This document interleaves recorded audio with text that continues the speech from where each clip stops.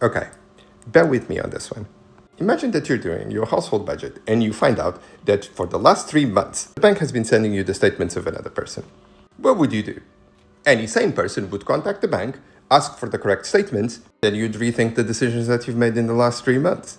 What if I told you that one of the main sources of information with which our government has been measuring economic activity in the UK when it comes to labor, since the pandemic to now, information that has affected how they make policy when it comes to unemployment benefits, measure of economic inactivity in the UK, decisions on whether we need immigrants or not in this country, and on which the Bank of England decides the measure of interest rates, which affects the price of mortgages, the levels of employment, inflation, was wrong.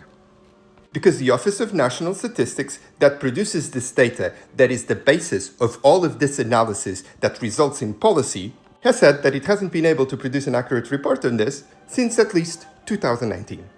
And potentially that they won't be able to produce an accurate report on this until 2027.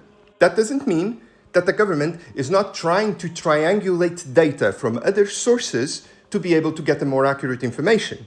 But it means that the decision-making structure from 2019 to now on economic inactivity in the UK is based on data that was not sufficiently sourced and is basically flawed.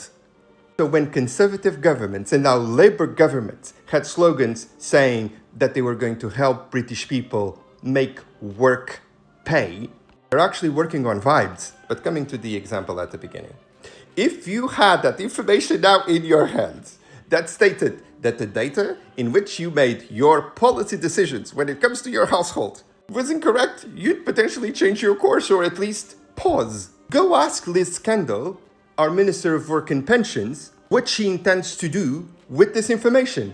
Because she's just going ahead, continuing a policy that we have had since the Conservative government of making decisions that affect us all, that punish the vast majority of people on vibes. There's this myth that exists about data, that data will provide you all of the solutions for everything that you need. But that can only happen when the quality of data is good, and most of the times, it isn't.